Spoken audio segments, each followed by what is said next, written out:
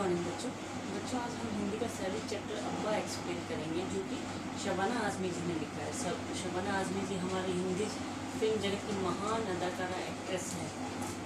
इन्होंने इस चैप्टर में अपने अब्बा यानी अपने पिताजी के बारे में हमें कुछ बातें बताई हैं कि वो कैसे सबसे अलग थे।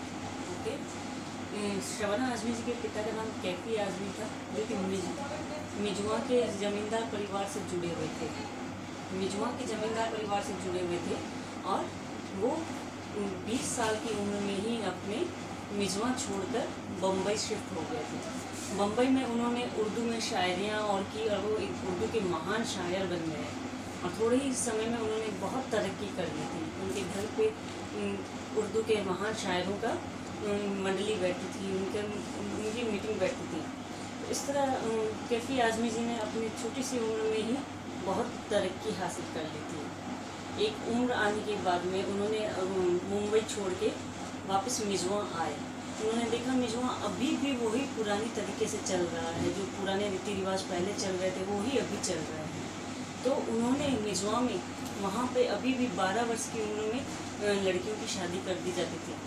तो कैफी जी ने अपनी फैमिली के साथ मिलकर, अपने परिवार के साथ मिलकर वहाँ पे कुछ सामाजिक परिवर्तन करना चाहा। इसके लिए उन्होंने वहाँ की गैर सरकारी संस्था से मिलकर मिजवा कल्याण समिति नाम से एक संस्था बनाई, जिसके थ्रू उन्होंने वहाँ पे विकास के कार्य किए। सबसे पहले उन्हें लगा कि अगर गांव को शहरों से जोड़ेंगे तभी वहाँ पे विकास आएगा। तो पहले उन्होंने सड़क के निर्माण को लेकर कार्य करवाए, फिर धीरे धीरे शिक्षा को लेकर करवाए, फिर औरतों को जागरूक किया गया, उन्हें रोज़गार के बारे में समझाया गया, रोज़गार दिलाए गए। इस तरह वहाँ पे प्रगति की। धीरे धीरे मिजवा बहुत ही एक अच्छे गांव में बदल गया, जहाँ पे पढ़े लिखे साक्षर लोग रहने लगे। मई 2002 में इनका निधन हो गया था, कैफी जी का निधन हो गया था, लेकिन मिजवा गांव आज भी उनके कार्यों के कारण उन्हें बहुत याद करता है। इस चैप्टर में बच्चों शबाना आज़मी का कहना है कि बच्चे हमेशा अपने माता पिता के जैसे ही होते हैं। वे वही सीखते हैं जो वो माता पिता को करते हुए देखते हैं। इसलिए माता पिता ज़्यादा से ज़्यादा उनके सामने अच्छी चीज़ें करने की कोशिश करते हैं, ताकि उनके बच्चे अच्छी चीज़ें सीखें। ओके, माता पिता किसी भी बच्चे के पहले आदर्श होते हैं। वह जाने अनजाने उनके गुण और अवगुण ग्रहण करते हैं, यानी कि कोई भी अच्छी चीज़ भी ग्रहण करता है तो वो घर से ही लेता है, और बुरी चीज़ लेता है तो वो भी घर से ही लेता है। इसीलिए माता पिता का ये प्रयास होता है कि वे अपने व्यवहार से अपने संतान को सिर्फ गुणों का दर्शन करवाए, यानी कि अच्छी चीज़ें ही अपने बच्चे को दें। इस चैप्टर में शबाना जी ने अपने जीवन की कुछ घटनाएं, कुछ यादें हमारे साथ शेयर की है। वे कभी दूसरों जैसे थे ही नहीं, लेकिन बचपन में ये बात मेरे नन्हे दिमाग में समती नहीं थी। समती मतलब भीतर आती या उतरती, यानी कि उनके पिताजी औरों के पिताजी की तरह नहीं थे, अलग थे। लेकिन ये बात शबाना आज़मी जी को समझ नहीं आती थी। न तो वे ऑफिस जाते थे, न अंग्रेज़ी बोलते थे, न दूसरों के डैडी और पापा की तरह पैंट शर्ट पहनते थे, सिर्फ सफ़ेद कुर्ता पजामा। वे डैडी और पापा के बजाय अब्बा थे। तो शबाना जी का कहना था जैसे औरों के पिता ऑफिस जाते हैं, वैसे उनके पिता ऑफिस नहीं जाते थे, ना ही पैंट शर्ट पहनते थे, सिर्फ सफ़ेद कुर्ता पजामा पहनते थे। वो डैडी कहलाने के लायक नहीं थे, वो अब्बा जैसे थे। बचपन में मुझे अपने माँ बाप की बेटी होने की वजह से कुछ अनोखे तजुर्बे भी हुए। तजुर्बे मतलब अनुभव। ओके, तो उनको बचपन में अपने माता पिता की वजह से क्या क्या अनुभव हुए, वो चीज़ वो हमारे साथ शेयर कर रही है। जिस अंग्रेजी स्कूल में मेरा दाखिला मतलब एडमिशन, प्रवेश करवाया जा रहा था, वहाँ शर्त थी कि वही बच्चे दाखिला पा सकते हैं जिनके माँ बाप को अंग्रेज़ी आती हो। मेरे माँ बाप अंग्रेज़ी नहीं जानते थे, इसलिए मेरे दाखिले के लिए मशहूर शायर सरदार जाफरी की बीवी सुल्ताना जाफरी मेरी अम्मी बनी थी, माँ बनी थी, और अब्बा के एक दोस्त मुनीश नारायण सक्सेना मेरे अब्बा बने थे। अब वो बॉम्बे तो शिफ्ट हो गए थे। बॉम्बे में जिस स्कूल में उनको दाखिला चाहिए था, उस स्कूल की शर्त क्या थी कि माता पिता दोनों को अंग्रेज़ी आना ज़रूरी था। अब उनके माता पिता को तो अंग्रेज़ी नहीं आती थी, तो उनके आज़मी जी के एक दोस्त की बीवी जिनको अंग्रेज़ी आती थी, वो शबाना जी की माँ बनी, और एक दोस्त जिनको अंग्रेज़ी आता था वो उनके पिता बन के स्कूल में गए। दाखिला तो मिल गया, मगर कई बरस बाद मेरी वाइस प्रिंसिपल ने मुझे अपने कक्ष में बुलाया, कक्ष मतलब कमरे में। तो ऐसे करके उनको एडमिशन तो वहाँ पे मिल गया है स्कूल में, लेकिन बहुत समय बाद में एक बार ऐसा हुआ कि उनकी जो वाइस प्रिंसिपल थी उन्होंने शबाना जी को अपने कमरे में बुलाया। उन्होंने कहा कल रात एक मुशायरे में, मुशायरा मतलब जहाँ पे सारे शायर लोग शायरियाँ करते हैं, ओके। तो कल रात एक मुशायरे में मैंने तुम्हारे अब्बा को देखा। तो वाइस प्रिंसिपल ने क्या कहा, कल मैंने तुम्हारे पिताजी को देखा। वे उन अब्बा से बिल्कुल अलग लग रहे थे जो पेरेंट्स डे पर स्कूल आते हैं। तो उन्होंने वाइस प्रिंसिपल जी ने बोला कि जो रेगुलर पेरेंट टीचर मीटिंग में तुम्हारे पेरेंट्स आते हैं वो नहीं, वो उनसे अलग थे तुम्हारे अब्बा। एक पल को मेरे पैरों तले से ज़मीन निकल गई। पैरों तले से ज़मीन निकलना यानी घबरा जाना। शबाना जी ये सुनकर घबरा गई। मैंने जल्दी से कहानी गढ़ी। पिछले दिनों टाइफाइड होने की वजह से अब्बा अचानक इतने दुबले हो गए हैं कि पहचाने नहीं जाते। मैं मान गई और मैं बाल बाल बच गई। तो उनकी वाइस प्रिंसिपल ने बताया कि मैं कल तुम्हारी अब्बा से मिल के आई थी, जो कि पेरेंट टीचर मीटिंग में आते हैं वो वाले अब्बा नहीं थे, उनसे अलग थे।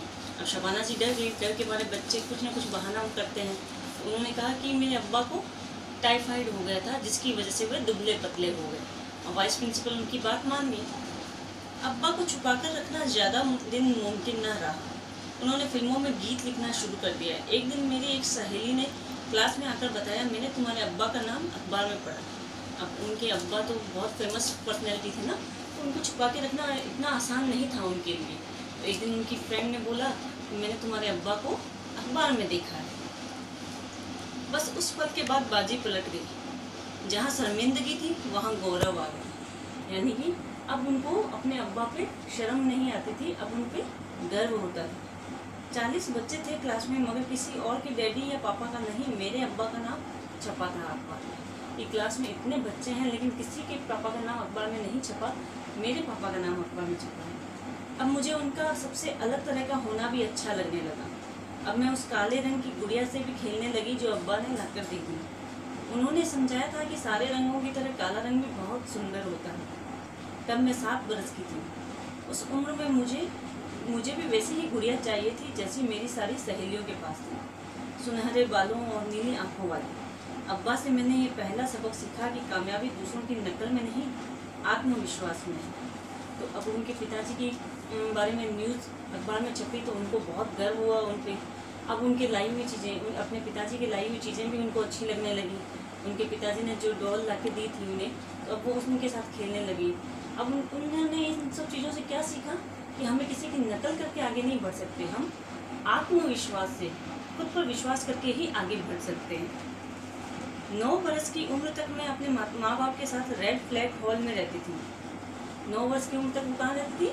रेड फ्लैग हॉल में रहती थी अपने मम्मी पापा के साथ। हर कामरेड परिवार को एक कमरा दिया गया था।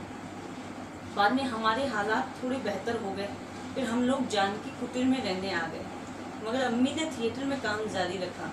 उनकी थिएटर में बहुत प्रशंसा होती थी और उन्हें भी अपने काम से बहुत प्यार था। अब यहाँ पे शबाना जी क्या कह रही है कि पहले वो कहाँ रहती थी? रेड फ्लैग हॉल में। फिर जब उनकी कंडीशन थोड़ी अच्छी हुई, आर्थिक स्थिति थोड़ी अच्छी हुई, थोड़े पैसे आए, तो वो कहाँ रहने लगे? जानकी कुटीर में। उनकी माँ क्या करती थी? रंगमंच पे काम करती थी, यानी कि स्टेज पे नाटक और करते हैं ना, वैसे काम करती थी थिएटर में, ओके। तो उनकी माँ को अपने काम से बहुत प्यार था। मुझे याद है महाराष्ट्र स्टेट प्रतियोगिता के लिए वे एक ड्रामा पगली की तैयारी कर रही थी। उन दिनों वे अपनी रोल में इतनी खोई रहती थी कि आपसी बातचीत भी पगली के अंदाज में करने लगती थी। कभी धोबी से हिसाब लेते हुए, कभी रसोई में खाना पकाते हुए। मुझे लगा मेरी माँ सचमुच पागल हो गई। उनकी माँ क्या कर रही थी? पगली नाम के नाटक में काम कर रही थी।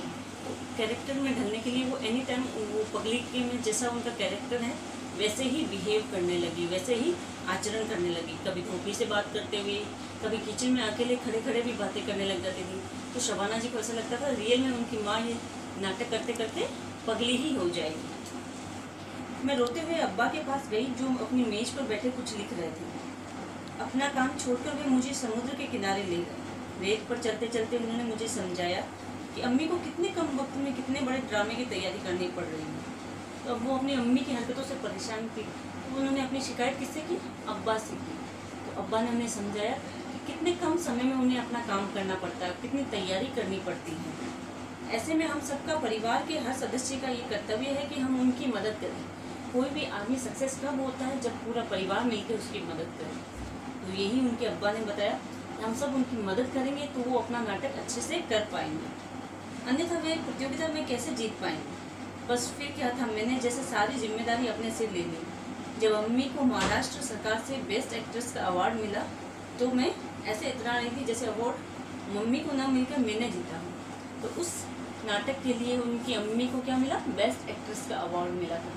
तो शबाना जी को ऐसा लगा कि हम लोग सब ने इतना सपोर्ट किया, इस वजह से उनकी अम्मी जीती है। तो ऐसा लग रहा था जैसे ये अवार्ड अम्मी को ना मिलकर शबाना जी को मिला। वो इतना खुश हो रही थी। अब्बा तब तक कलम कागज पर नहीं रखते जब तक कि डेडलाइन सिर पर ना आ जाए, फिर फिजूल कामों में अपने को उलझा लेते थे।